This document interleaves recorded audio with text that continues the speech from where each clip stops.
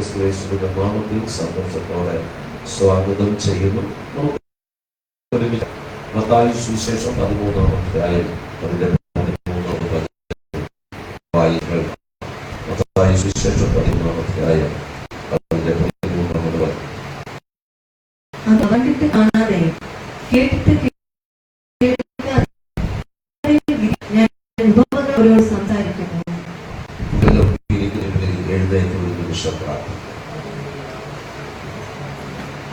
എല്ലാ കണ്ണുകളും പറയുന്നു. ഹൃദയങ്ങളെ ഏകാഗ്രമാണ് ദൈവമുഖത്തേക്ക് കർത്താവിലേക്ക് നോക്കിയവർ പ്രകാശിതരായി. അവരുടെ മുഖം രഞ്ജിച്ചു പോയില്ല.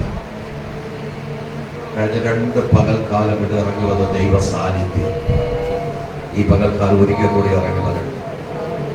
ഹൃദയംഗമായി പ്രാർത്ഥിക്കാം. പ്രാർത്ഥനയുടെ ശബ്ദം ഉയരട്ടെ.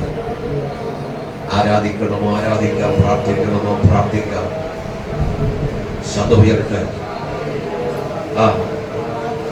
ദൈവ സാന്നിധ്യം ഇറങ്ങി വരട്ടെ.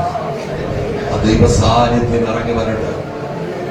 ഈ സമയം രോഗികൾ സൗഖ്യം പ്രാപിക്കുവാൻ, ബലഹീനതകൾ മാറുവാൻ, ബന്ധനസ്ഥർ വിടുവിക്കപ്പെടുവാൻ, ദൈവത്തിന്റെ വലിയ പ്രവൃത്തി വെളിപ്പെടുവാൻ ദൈവ സാന്നിധ്യം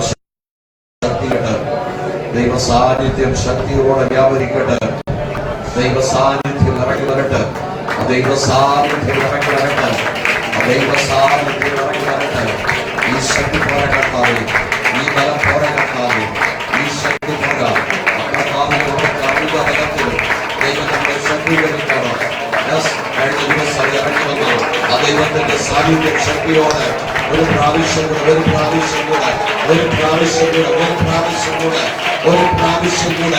ദൈവ ശക്തി വ്യാപരിക്കട്ടെ. ദൈവ സാന്നിധ്യം അതെ ഏറ്റവും മുൻപിൽ മുതൽ ഏറ്റവും പുറകിൽ വരെ ദൈവത്തിന്റെ സാന്നിധ്യം ഒരു മഴ പെയ്തിറങ്ങുന്നത് പോലെ ഒരു മഴ പെയ്തിറങ്ങുന്നത് പോലെ ദൈവത്തിന്റെ സാന്നിധ്യം ദൈവ സാന്നിധ്യം ഇന്ന് പകൽ സാന്നിധ്യം തൊട്ടറിയുവാൻ ആരും കാഴ്ചക്കാരെ നിൽക്കുന്നവരല്ല. പ്രാപിക്കുവാൻ ദൈവത്തിന്റെ സാന്നിധ്യം സ്പർശനം അനുഭവിപ്പാൻ ദൈവ സാന്നിധ്യം ചില ബലഹീനതകളെ മാറ്റുന്ന, ആളുകളെ മാറ്റുന്ന, നിരാശകളെ മാറ്റുന്ന, പ്രതിസന്ധികളെ അഴിക്കുന്ന, മുന്നോട്ട് വിടുതൽ പ്രാപിക്കുന്ന വിടുതൽ സ്വാധീനങ്ങൾ ഇന്ന് പകൽക്കാലം കത്തി മാറുന്ന ദൈവ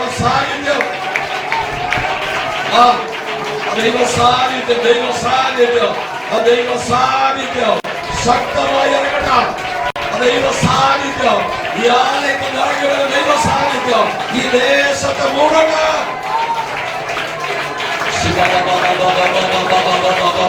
ആരുടെയൊക്കെയോ ദൈവത്തിന്റെ ആത്മാവിനോടെയോ ആരുടെയൊക്കെ ദൈവം സംസാരിക്കുക. ചിലരുടെ ഭാരങ്ങൾ മാറുകയാ. വർഷങ്ങളായി കൊണ്ടുവന്ന ഭാരങ്ങളെ ഇന്ന് പകൽക്കാലന്റെ കർത്താവ് അഴിച്ചു മാറ്റുകയോ രോഗങ്ങളെ സൗഖ്യമാക്കുക. എന്റെ യേശു തൊട്ടാൽ നീ രോഗിയല്ല. ഇന്ന് പകൽ ചില ലോകത്തിന്റെ കെട്ടുകൾ അഴിയുക, ചില ശാപത്തിന്റെ കെട്ടുകൾ അഴിയുക, മനുഷ്യൻ കെട്ടിവച്ച ചില കെട്ടുകൾ അഴിയുക, പിശാചി കെട്ടിയ ചില കെട്ടുകൾ അഴിയുക.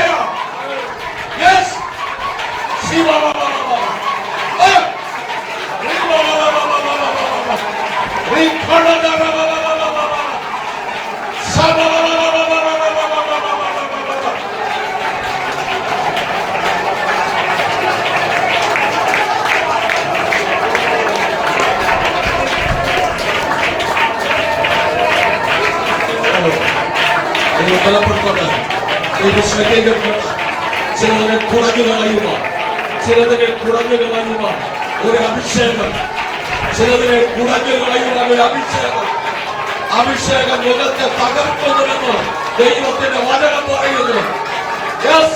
ചിലർ തകരട്ടെ, ശത്രുവിന്റെ മുഖം തകരട്ടെ.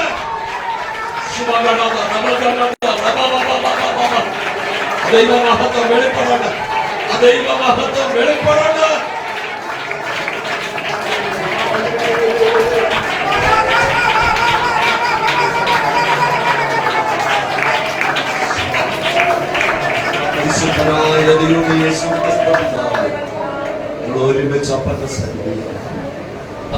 ശുശ്രൂഷ നിങ്ങൾ അനുഭവിക്കും.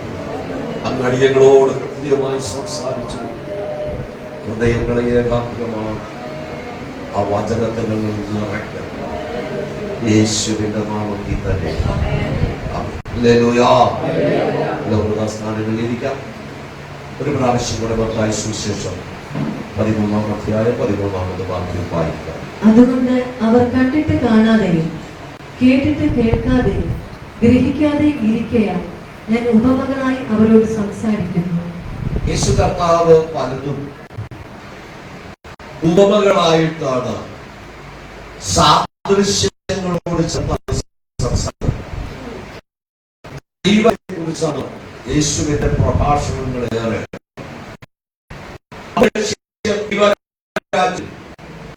ഈ ലോകത്തിൽ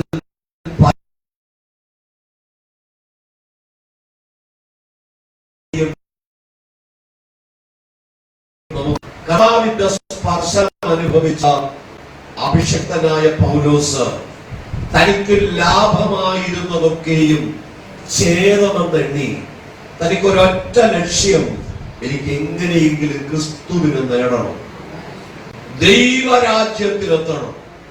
ദൈവരാജ്യത്തെ കുറിച്ചുള്ള വെളിപ്പാട് ഒരു ദൈവ പൈതന്റെ മേൽ വരുമ്പോൾ ലോകത്തിലുള്ള പലതും അവന് നഷ്ടമായേക്കാം. ചിലരൊക്കെ ഉപേക്ഷിക്കുവാൻ തയ്യാറായില്ലെങ്കിൽ ദൈവം തന്നെ ചിലതിന് ഉപേക്ഷിച്ച് കളയും. എന്താ? നീ ഉയരങ്ങളിലുള്ളത് പ്രാപിക്കുക.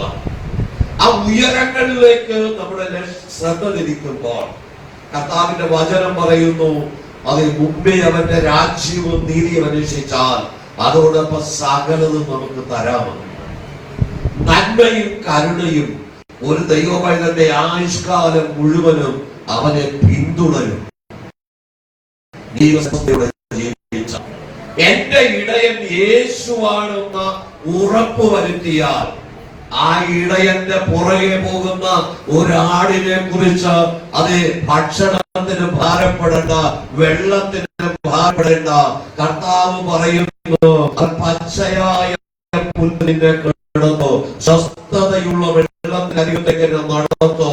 ഇന്ന് പകലിനെ കേൾക്കുന്ന ദൈവമായതല്ലേ, പല കുടുംബങ്ങളുടെ സ്വസ്ഥത നഷ്ടപ്പെട്ടിരിക്കുന്നില്ലേ? ഇന്ന് പകൽ യേശുവാകുന്ന നല്ല ഇടയന്റെ പുറകെ പോകുവാൻ എത്ര പേർ താല്പര്യമുണ്ട്? അവരുടേതായ ജീവിതത്തിൽ ഇന്ന് പകൽക്കാല സ്ഥിതികൾക്ക് മാറ്റം വരുത്തുന്ന ഒരു ദൈവം നമുക്കായി ജീവിക്കുന്നു. ഹല്ലേലൂയ. നമ്മുടെ ദൈവം അത്ഭുതങ്ങളുടെ ദൈവമാണ്. ഇന്നും ദൈവം പ്രവർത്തിപ്പാൻ ശക്തനാണ്. അധ്യായത്തിന്റെ 10-ാം വാക്യം മുതൽ ഒന്ന് വായിക്കാം.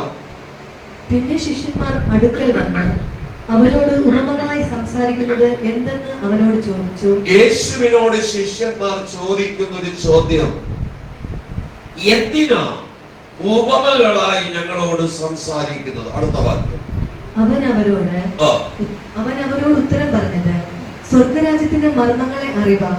സ്വർഗരാജ്യത്തിന്റെ മർമ്മങ്ങളെ അറിവാൻ നിങ്ങൾക്ക് വരം ലഭിച്ചിരിക്കുന്നു, അവർക്കോ ലഭിച്ചിട്ടില്ല. യേശു കർത്താവ് പുരുഷാരത്തോട് സംസാരിക്കുന്നത് പോലെയല്ല തന്നെ അനുഗമിക്കുന്ന ശിഷ്യന്മാരോട് സംസാരിക്കുന്നത്. പുരുഷാരത്തോട് സംസാരിച്ചാൽ നല്ല പ്രസംഗമായിരുന്നു എന്ന് പറഞ്ഞ്, നല്ല പഠിപ്പിക്കലായിരുന്നു പറഞ്ഞ് മാർക്കിട്ടിട്ട് അവർ പോകും. വിടുതൽ ആവശ്യമുള്ളവർ വിടുതൽ പ്രാപിച്ചിട്ട് പോകും, വിടുതൽ പ്രാപിക്കാൻ കഴിയാത്തവർ കുറ്റവും പറഞ്ഞിട്ട് പോകും. അതാണ് ലോകം. പക്ഷെ യേശുവിനെ അനുഗമിക്കുന്ന ശിഷ്യന്മാർ അതല്ല.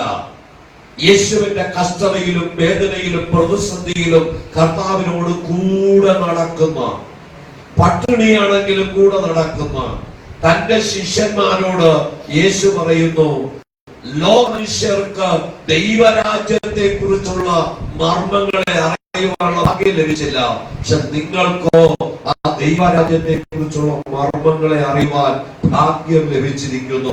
അതുകൊണ്ട് ദൈവരാജ്യത്തിന്റെ മർമ്മങ്ങളെ ഗ്രഹിക്കുവാനാണ് ഞാൻ ഉപമകളായി നിങ്ങളോട് സംസാരിച്ചത്. വാക്യം. അവന് സമൃദ്ധിയുണ്ടാകും, ഉള്ളവന് കൊടുക്കും, അവന് സമൃദ്ധിയായിട്ട് കൊടുക്കും. യേശു കർത്താവ് പറയുന്ന ഉപമയിൽ ഒരു മനുഷ്യൻ പരദേശത്തേക്ക് പോകുമ്പോൾ തന്റെ സമ്പത്ത് വിറ്റ് ചില ആളുകളെ ഏൽപ്പിച്ചിട്ട് പോയി. ഒരുവൻ 5 താലന്ത്, ഒരുവന് 2 താലന്ത്, ഒരുവന് 1 താലന്ത്. യജമാനൻ തിരികെ വന്ന് ആ താൻ കൊടുത്ത താലന്ത് തിരികെ വാങ്ങാൻ വരുമ്പോൾ 5 താലന്ത് വാങ്ങിയവൻ 5 കൂടെ നേടി. അവനോട് അതേ കർത്താവ് പറയുന്ന, ആ യജമാനൻ പറയുന്നത്, നന്ന് നല്ലവനും വിശ്വസ്തനുമായ ദാസനെ, നീ 10 പട്ടണത്തിന് അധികാരിയായിരിക്കാം. 2 താലന്ത് കൊടുത്തവൻ 4 നേടി, 2 കൂടെ നേടി മടങ്ങി വന്നപ്പോൾ അവന് 4 പട്ടണത്തിന് അധികാരിയായിരിക്കാൻ പറഞ്ഞു. 1 താലന്ത് കൊടുത്തവൻ വാങ്ങിയവൻ കൊണ്ടുപോയി കുഴിച്ചിട്ട് അവന്റെ കയ്യിൽ നിന്ന് തിരികെ എടുത്തിട്ട് കർത്താവ് പറയുന്നു, അത് 10 താലന്തുള്ളവൻ കൊടുക്കാൻ. കർത്താവ് പറയുന്നു, ഉള്ളവന് കൊടുക്കും. നിനക്ക് വ്യാപാരം ചെയ്യുവാൻ കഴിയുന്നവന് ദൈവം ധാരാളമായി കൊടുക്കും.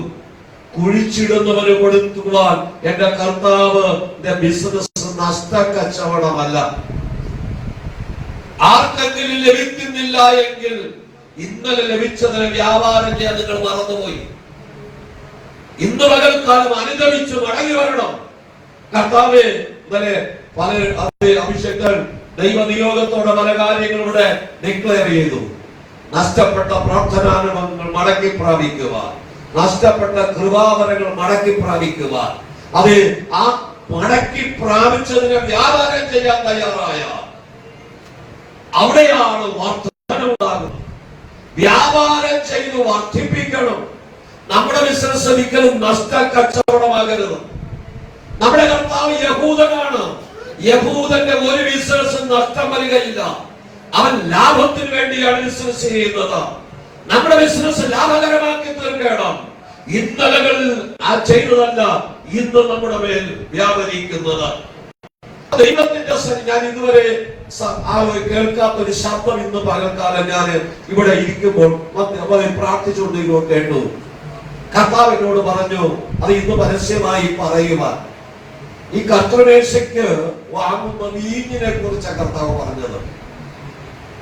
നമ്മുടെ കർത്തൃമേശ ആരംഭിച്ചപ്പോൾ അതിന്റെ വിലയും ഇന്നത്തെ വിലയുമായി ആ 20 വർഷങ്ങൾക്ക് മുമ്പ് ഉണ്ടായിരുന്നതിന്റെ 6 ഇരട്ടി വില ഇതിന് വർദ്ധിച്ചു. അപ്പൊ അങ്ങനെയാണെങ്കിൽ നമ്മുടെ ജീവിതത്തിൽ ആ വർധനവ് വരണം. ആത്മീകമായി വർധനവ് വരണം.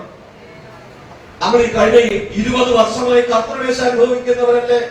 നമുക്ക് ആ വർധന വന്നിട്ടുണ്ടോ? നമ്മുടെ ആത്മീകമായ വർധന വന്നിട്ടുണ്ടോ? നമ്മുടെ പ്രാർത്ഥന അനുഭവത്തിൽ വർധന വന്നിട്ടുണ്ടോ? കൂട്ടായ്മ അനുഭവത്തിൽ വർധന വന്നിട്ടുണ്ടോ? യേശുവിനോട് ചേർന്നിരിക്കുന്ന വർധന വന്നിട്ടുണ്ടോ? നമ്മുടെ സാമ്പത്തികമായി വർധന വന്നിട്ടുണ്ടോ? അത് ശാരീരികമായി ആരോഗ്യത്തിന് വർധന വന്നിട്ടുണ്ടോ? അപ്പൊ നമ്മൾ ഈ ലോകത്തിൽ പലതും വർദ്ധിച്ചുകൊണ്ടിരിക്കുമ്പോൾ നമ്മൾ പലയിടത്തും ചുരുങ്ങിക്കൊണ്ടിരിക്കുക അല്ല. ദൈവം നൽകുന്നൊരു വർധനമാണ്. എല്ലാ മേഖലയിലും വർധനവ് വരണം. അതാണ് ദൈവം ആഗ്രഹിക്കുന്നത്. ഒരു വശത്ത് മാത്രം വർധനവല്ല, പിന്നെയോ എല്ലാ സമസ്ത മേഖലകളിലും ആ വർധന ഉണ്ടാകണം. നമ്മുടെ ആരോഗ്യത്തിൽ വർധന ഉണ്ടാകണം, സാമ്പത്തിക മേഖലയിൽ വർധന ഉണ്ടാകണം, തൊഴിൽ മേഖലകൾ വർധന ഉണ്ടാകണം.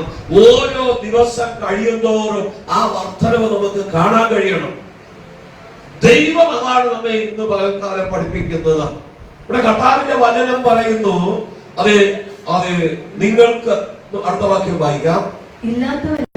ഇല്ലാത്തവനോടോ അവനുള്ളതും കൂടെ എടുത്തു കളയും. അതുകൊണ്ട് അവർ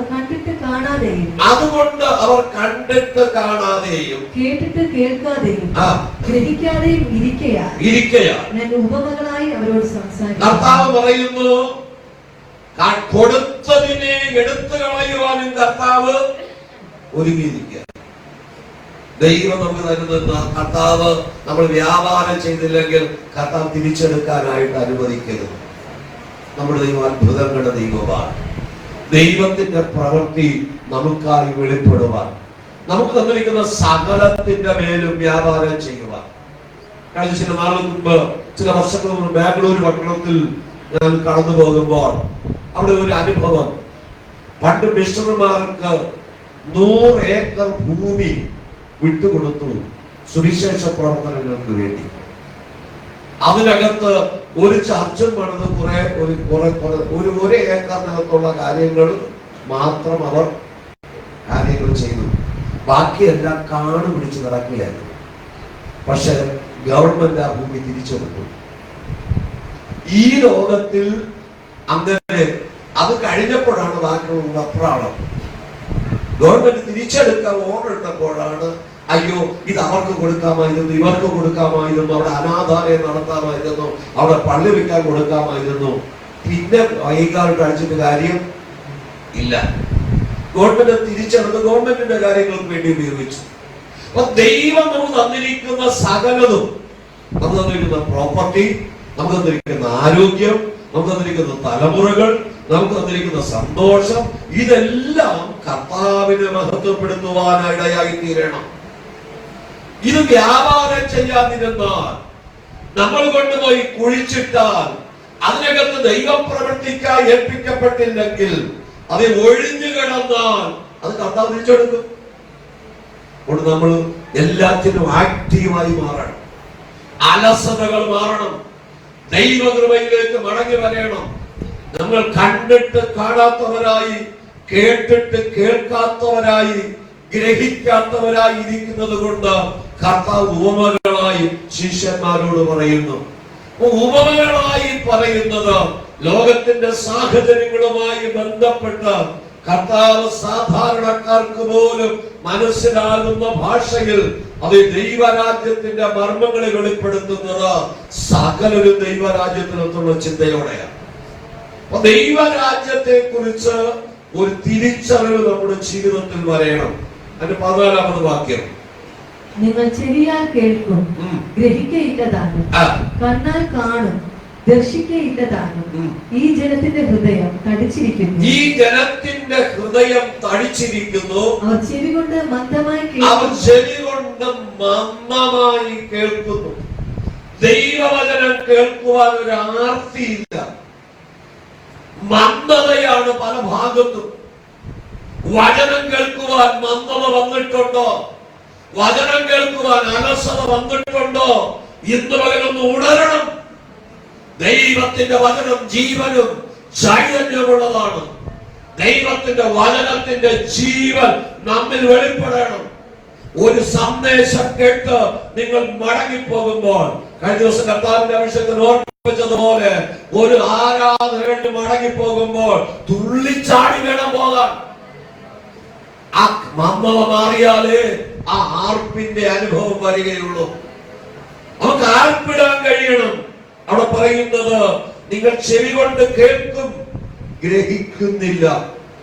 കേട്ടത് ഗ്രഹിക്കുവാൻ കഴിയാതെ പറവകൾ പറക്കിക്കൊണ്ട് പോകുന്നുവോ, അത് ഒഴുകിപ്പോകുന്നുവോ?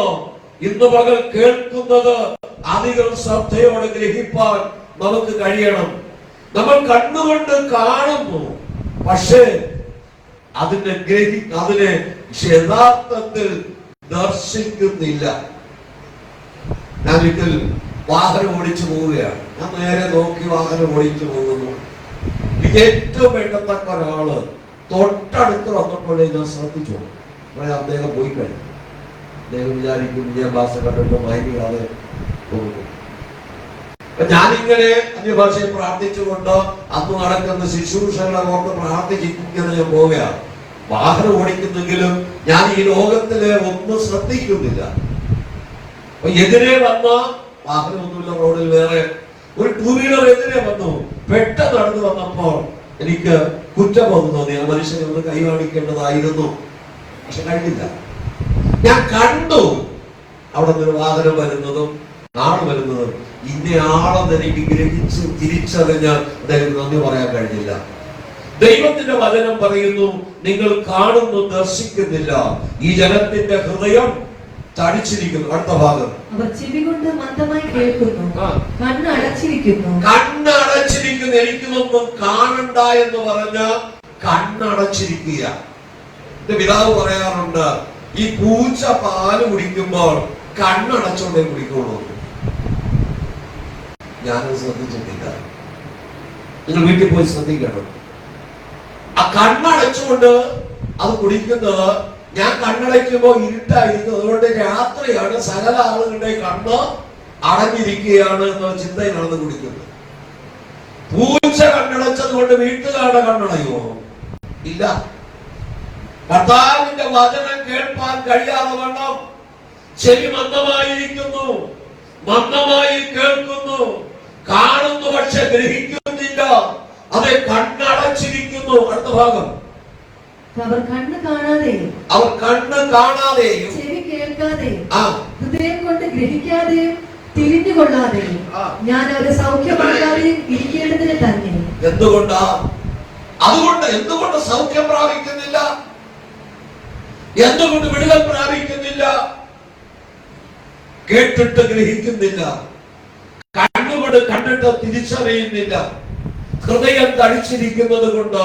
കർത്താവ് പറയുന്നു, കണ്ണു കാണാതെയും ചെവി കേൾക്കാതെയും ഹൃദയം കൊണ്ട് ഗ്രഹിക്കാതെയും അതേ മനസ്സ് തിരിഞ്ഞുകൊള്ളാതെയും ഞാൻ അവരെ സൗഖ്യമാക്കാതെയും ഇരിക്കേണ്ടതിന് തന്നെ. ഇന്ന് പകൽ ഇന്നലകൾ കേട്ടത് ഗ്രഹിപ്പാൻ നമുക്ക് കഴിഞ്ഞിട്ടുണ്ടോ? നമ്മുടെ കണ്ണ് തുറന്നാണോ ഇരിക്കുന്നത്? ചില ആളുകൾ കണ്ണ് തുറന്നിരുന്ന് ഉറങ്ങുന്നവരുണ്ട്. കണ്ണ് തുറന്നിരിക്കും, പക്ഷെ മനസ്സ് ഉറക്കത്തിലായിരിക്കും. ഇവിടെ പറയുന്നതൊന്നും, ഇവിടെ നടക്കുന്നൊന്നും അവർ കാണുന്നില്ല. കണ്ണ് തുറന്നു തന്നെ ഇരിക്കും. അതല്ല നമ്മുടെ ജീവിതം. നമുക്ക് ചലനമുണ്ടാകണം. നമ്മുടെ ആത്മീയ കാഴ്ചപ്പാടുകൾ മാറണം. നമ്മുടെ പ്രാർത്ഥന അനുഭവങ്ങൾ മാറണം. നമ്മുടെ ശൈലികൾ മാറണം. പണ്ടുകാലത്ത് അപ്പൂപ്പന്മാരുടെ കാലത്തുള്ളത് മാറി ഒരു പുതിയ അനുഭവത്തിലേക്ക് നമ്മൾ വരണം.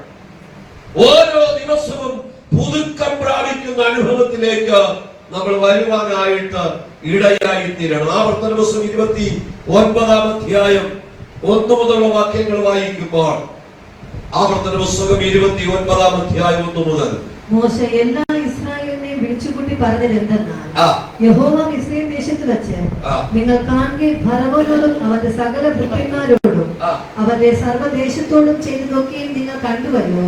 അവിടെ മോശ ഇസ്രായേൽ ജനങ്ങളെ മുഴുവൻ വിളിച്ചുകൂട്ടിയിട്ട് പറയുകയാണ്, മിസ്രയീം ദേശത്ത് വെച്ച് ഫറവോന്റെ കൊട്ടാരത്തിൽ 10 അത്ഭുതങ്ങൾ ദൈവം ചെയ്തു.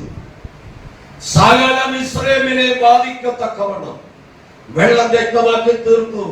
അതിൽ തവളയെ കൊണ്ടുവന്ന് ആ രാജ്യം മുഴുവനും നിറച്ചു.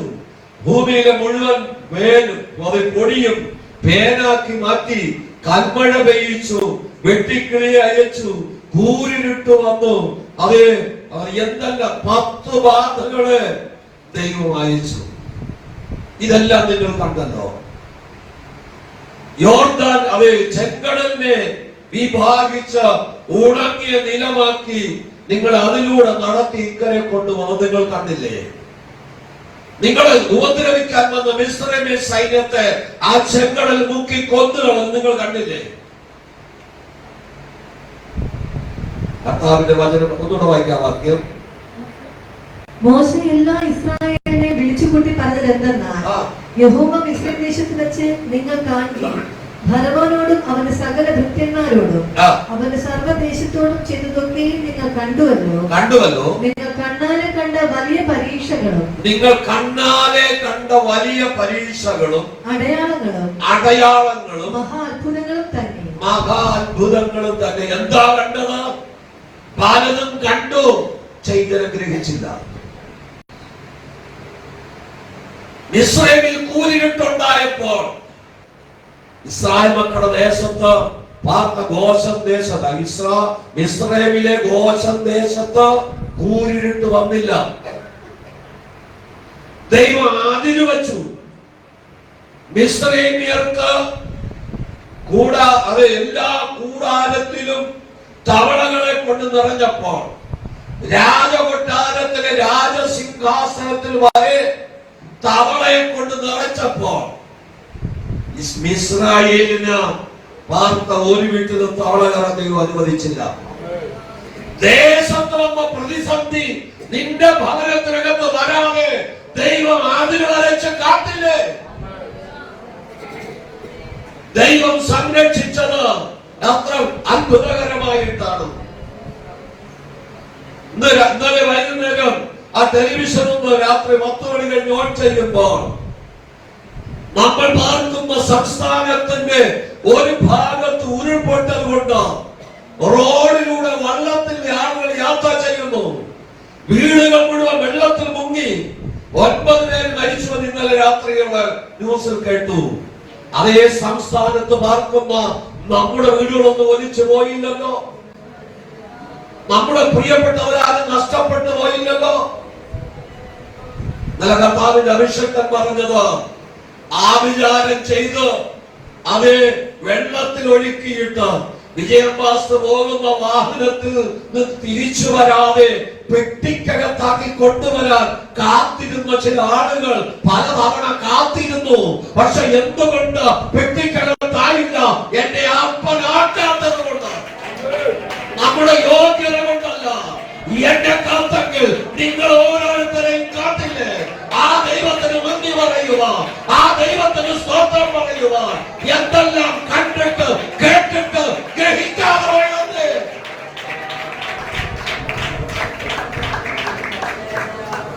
നമ്മളൊക്കെ വാഹനങ്ങളിൽ യാത്ര ചെയ്തത് ദൈവം നമ്മെ കാത്തില്ലേ? നമ്മുടെ കുഞ്ഞുങ്ങളെ കാത്തില്ലേ? ദൈവത്തിന്റെ സന്നിധിയിൽ നന്ദിയുള്ളൊരു ഹൃദയമായി ഇതൊക്കെ കാണുകയും കേൾക്കുകയും ചെയ്യുമ്പോൾ ഇസ്രായേലിനെ മുഴുവൻ വിളിച്ചുകൂട്ടി മോശ പറയുകയാ, ഫറവോന്റെ കൊട്ടാരത്തിൽ ചെയ്തത്, മിസ്രയീമിൽ ചെയ്തത് നിങ്ങൾ കണ്ടില്ലേ? നിങ്ങൾ കേട്ടില്ലേ? മിസ്രയീമിലെ കാരാഗൃഹത്തിൽ കിടന്നവന്റെ വീട് മുതൽ, കാരാഗൃഹം മുതൽ കൊട്ടാരം വരെ സകല മിസ്രയീമിന്റെയും കടിഞ്ഞൂലുകളെ എന്റെ ദൈവം സംഹരിച്ചപ്പോ സകല കുടുംബത്തിനകത്ത് ഒരുപാട് നിലവിളി ഉയർന്നപ്പോൾ നിന്റെ ഭവനത്തിനകത്ത് നിലവിളി ഉയരാതെ ദൈവം കാത്തില്ലേ?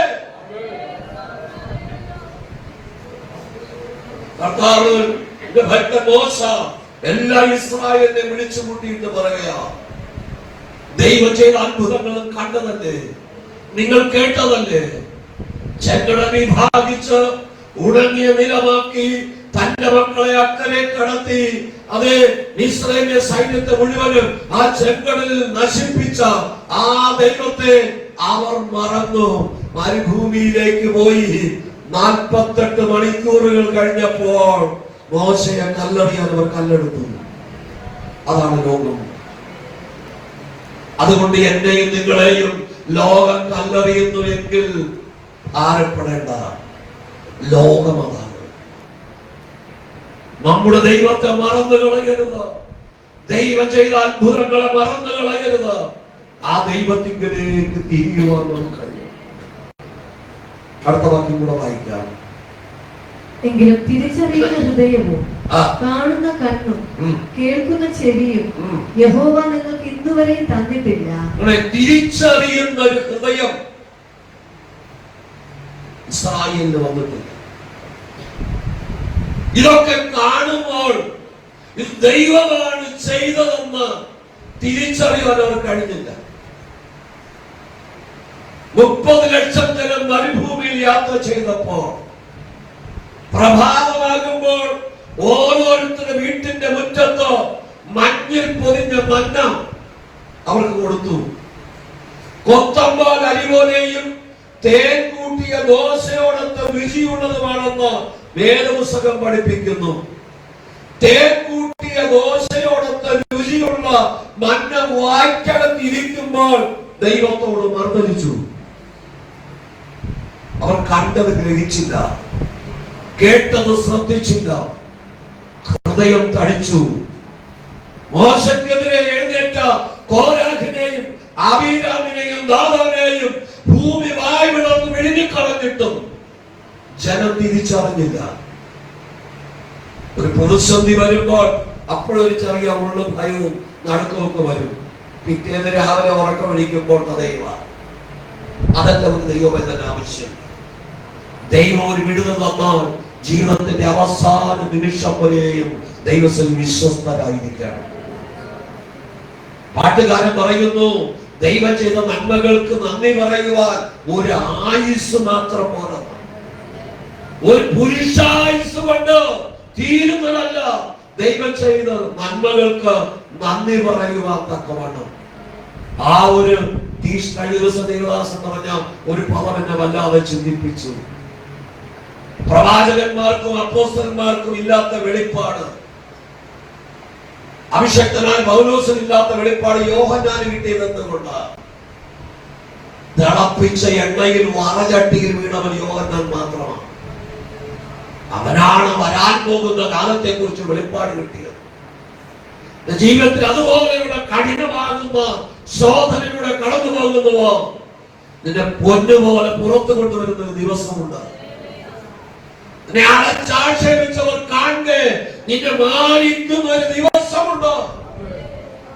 എന്നും കഷ്ടതയല്ല, എന്നും നിലവിളിയല്ല, എന്നും കണ്ണുനീരല്ല.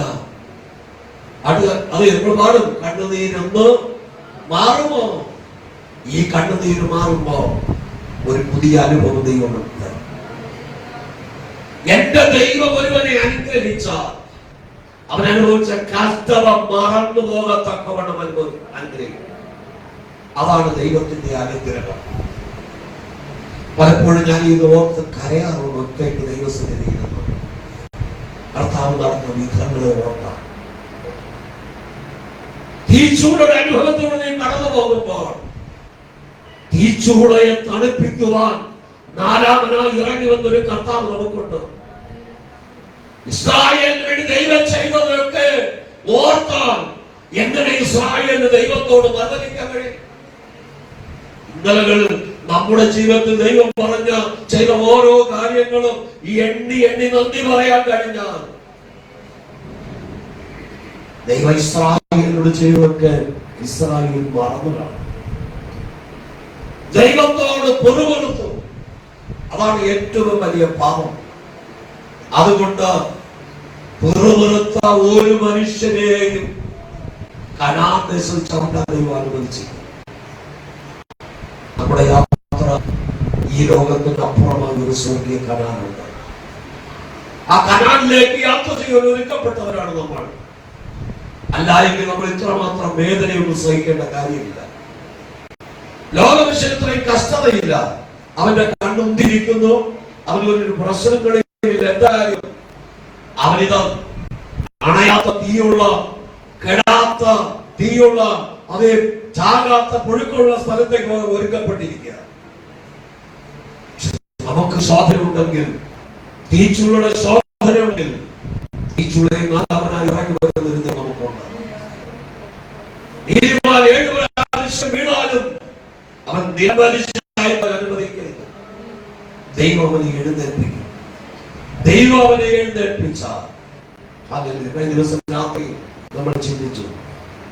സുവിശേഷം പ്രസംഗിച്ചതിന് പേരിൽ പൗലോസ് കല്ലെറിഞ്ഞു, മരിച്ചു എന്ന് പറഞ്ഞ് ആ സുവിശേഷങ്ങൾ വിട്ടിട്ട് കളഞ്ഞിട്ട് പോയി. പക്ഷേ ദൈവം എഴുന്നേൽപ്പിച്ചു. പിന്നെ ഈ രാജ്യങ്ങൾക്ക് പ്രയോജനപ്പെടുവാൻ തക്കവണ്ണം എന്റെ പേര് നിങ്ങളുടെ പേരുമുള്ള ദൈവത്തിന്റെ വാക്തത്വം ഇങ്ങനെ ഒതുങ്ങി കൂടിയിരിക്കുവാനല്ല, പിന്നെയോ രാജ്യങ്ങൾക്ക് പ്രയോജനമുള്ളവരായി തീരണം. ദേശങ്ങൾക്ക് പ്രയോജനമുള്ളവരായി നമ്മൾ മാറണം. യിരെമ്യാ പ്രവാചകന്റെ പുസ്തകം 5-ാം അധ്യായം 21-22 വാക്യങ്ങൾ വായിക്കുമ്പോൾ, യിരെമ്യാ പ്രവചനം 5-ാം അധ്യായം 21-22 വാക്യങ്ങൾ. കാണാതെയും ചെവിയുണ്ടായിട്ട് കേൾക്കാതെയും ഇരിക്കുന്ന മൂഢന്മാരും ബുദ്ധിഹീനന്മാരുമായ ജനമേ, ഇത് കേൾപ്പി. നിങ്ങൾ എന്നെ ഭയപ്പെടുകയില്ലയോ? എന്റെ സന്നിധിയിൽ വിറകയില്ലയോ എന്ന് യഹോവയുടെ അരുളപ്പാട്. ദൈവം യിരെമ്യാവ് മുഖാന്തരം ചോദിക്കായി പകൽക്കാലം, നിങ്ങൾ എന്നെ എന്താ ഭയപ്പെടാത്തത്? എന്താ എന്റെ മുമ്പിൽ വിറയ്ക്കാത്തത്? ദൈവത്തിന് വരുവാൻ എത്രമാത്രം ഭയമുണ്ട്! അത്രമാത്രം ഭയത്തോടും വിറയലോടുമാണ് ദൈവസേനായിരിക്കുന്നത്. ഇന്നലെ ആരാധിക്കുന്ന ദൈവദാസൻ അതേ ഇവിടുത്തെ ഒരു മോനെ വിളിച്ചിട്ട് പറഞ്ഞു, എല്ലാ ദിവസവും 1 മണിക്കൂർ മുട്ടുപിൻ പ്രാർത്ഥിച്ചിട്ട് പാട്ട് പാടാം. അല്ലെങ്കിൽ കയറിൽ നിന്നാണ്? എത്ര പേർക്ക് ആ ദാഹമുണ്ട്? എത്ര പേർക്ക് ആ തീഷ്ണതയുണ്ട്? എന്തുകൊണ്ട് അനുഗ്രഹിക്കപ്പെടുക? എന്തുകൊണ്ട് വിടുവിക്കപ്പെടുന്നില്ല? ഞാൻ പറഞ്ഞ കാര്യമല്ല, നമ്മൾ അനുഗ്രഹിക്കപ്പെടണം.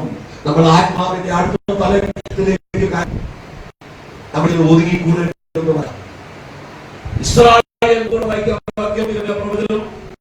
കണ്ണുണ്ടായിട്ടും കാണാതെയും ചെവി ഉണ്ടായിട്ടും കേൾക്കാതെയും ഇരിക്കുന്ന മൂഢരും ബുദ്ധിഹീനന്മാരുമായ ജനമേ, ഇത് കേൾപ്പി. നിങ്ങൾ എന്നെ ഭയപ്പെടുകയില്ലയോ, എന്റെ സന്നിധിയിൽ വിറയ്ക്കയില്ലയോ എന്ന് യഹോവയുടെ അരുളപ്പാട്. ഞാൻ കടലിന് കവിഞ്ഞുകൂടാതെ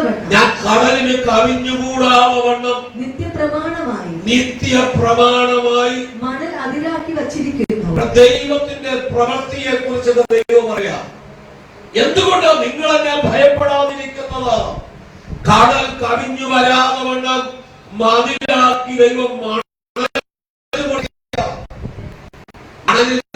ഒരു ബലം. ഏത് സമയത്തും അതിനെ കവിഞ്ഞിപ്പുറത്ത് വരാം.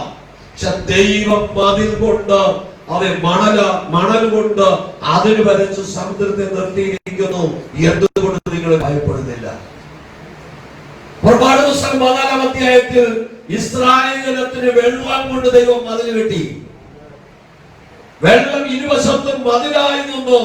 ഇസ്രായേൽ മക്കൾ ഉടങ്ങിയ നിലത്തൂടെ കടന്നുപോയി. വെള്ളം കൊണ്ട് മതിൽ കെട്ടാൻ കഴിയുന്ന ദൈവം, മണൽ കൊണ്ട് സമുദ്രത്തിന് അതിൽ വരയ്ക്കാൻ കഴിയുന്ന ആ കർത്താവിനെ നമ്മൾ സേവിക്കുന്നത്.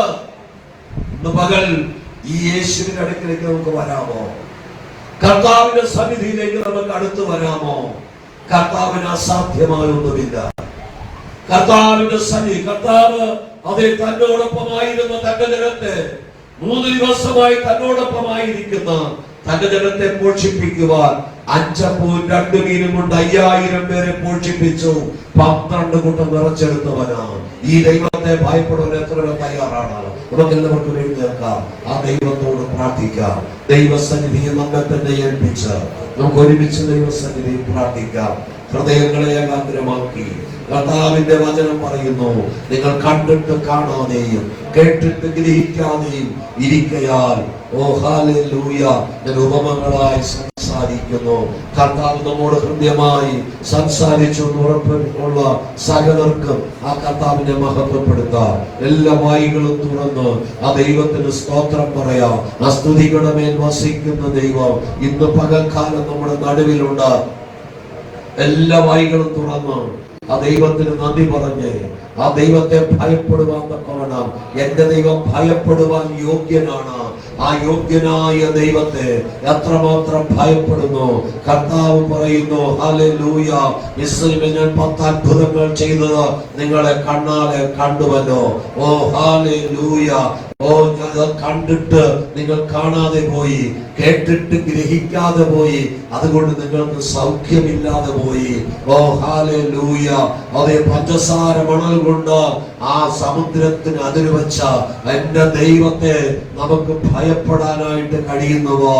ഓ പലതും നമ്മുടെ അടുക്കലെത്താതെ, നമ്മുടെ തലമുറകളെ തൊടാതെ, നമ്മുടെ അതേ ശരീരത്തെ നശിപ്പിക്കാതെ, നമ്മുടെ ഭവനത്തിൽ കയറി വരാതെ എന്റെ ദൈവം അതിര് വെച്ച് സംരക്ഷിച്ച ആ ദൈവത്തിന് നന്ദി പറയുവാൻ എത്ര പേർ തയ്യാറാണ്? ഹല്ലേലൂയ. ദേശത്ത് വന്ന അനർത്ഥം, ദേശത്ത് വന്ന പകർച്ചവ്യാധി എന്റെ ഭവനത്തിനകത്ത് കയറാതെ മടങ്ങിപ്പോയെങ്കിൽ ഇന്നും പലരും രോഗികളായി ഭാരപ്പെടുമ്പോൾ നമ്മെ ദൈവം സംരക്ഷിച്ചത് ദൈവത്തിന്റെ കരുണയാണെന്ന് ഓർത്ത് ആ ദൈവത്തിന് നന്ദി പറയുവാൻ എത്ര പേർ തയ്യാറാണ്? ആധനം തുറന്ന് ദൈവത്തിന് നന്ദി പറഞ്ഞ്, ആധനം തുറന്ന് ദൈവത്തിന് നന്ദി പറഞ്ഞ്. ഓ ഹല്ലേലൂയ. നിങ്ങളുടെ ഹൃദയം കഠിനപ്പെട്ടിരിക്കുന്നുവോ? ഇല്ല, ഇന്ന് പകൽക്കാലം ആ കഠിനപ്പെട്ട ഹൃദയം മാറ്റി മാംസളമായ ഹൃദയത്തിനെ അടിമകളാക്കി ഉടമകളാക്കി മാറ്റുക. ദൈവം വിശ്വസ്തനാണ്. ഇന്ന് കേട്ട വചനം ഹൃദയത്തിനകത്ത് സംഗ്രഹിച്ച ദൈവത്തിന് നന്ദി പറയുവാൻ. ഓ ഹല്ലേലൂയ. നിന്റെ തകർച്ച കാണാൻ കാത്തിരിക്കുന്ന നടുവില് ദൈവത്തിന് നിർത്തിയല്ലോ. നിന്റെ മരണം കാണാൻ കാത്തിരുന്നവരുടെ നടുവില് നിന്റെ ജീവനോടെ എഴുന്നേൽപ്പിച്ചല്ലോ. ആ ദൈവത്തിന് നന്ദി പറയുവാൻ എത്ര പേർ തയ്യാറാണ്? നമ്മുടെ തലമുറകൾ പോയ വഴിയിലോ കർത്താവ് കാത്തു പരിപാലിച്ചല്ലോ, ജീവനോടെ മടക്കി കൊണ്ടുവന്നല്ലോ. അവിടെ ഉപജന മാർഗത്തിന്റെ മേഖലകളിലോ ദൈവത്തിന്റെ കരം കൂടെ ഇരുന്നല്ലോ. തകർത്ത് കളയുവാൻ ശത്രു വെല്ലുവിളിച്ച സ്ഥാനത്ത് ദൈവം നിർത്തിയെങ്കിൽ ആ ദൈവത്തിന് നന്ദി പറയുവാൻ എത്ര പേർ തയ്യാറാണ്? അതിനെ തുറന്ന് ആ ദൈവത്തിന് നന്ദി പറഞ്ഞു. ഇന്ന് പകൽക്കാലം ദൈവം ചിലത് കൂടെ ദൈവം നമ്മുടെ മേൽ പകരപ്പെടുവാ. ഓ ഹല്ലേലൂയ! എന്റെ ദൈവം വിശ്വസ്തനായി നമ്മോടൊപ്പമായിരിക്കുന്നു. ആ ദൈവത്തിന്റെ കരം വെളിപ്പെട്ട് നിൽക്കുക. ആ കരങ്ങളെ തുറന്ന് ആ കരങ്ങളെ തട്ടി ആ ദൈവത്തിന് സ്തോത്രം പറ.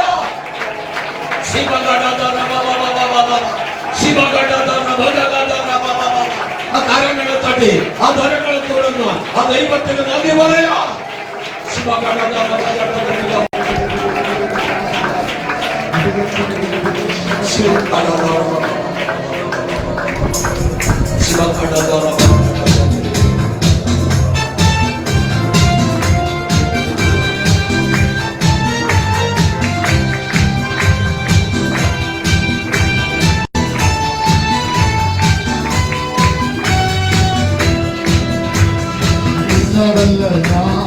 ദൈവം നമ്മെ നിർത്തിയതാ, വെളിയതല്ല ദൈവമെല്ലാം ദൈവം നമ്മെ നിർത്തിയതാ, വെളിയതല്ല ദൈവമെല്ലാം വിധങ്ങളെ ഓർത്തിട്ടോ നന്ദിയോടെ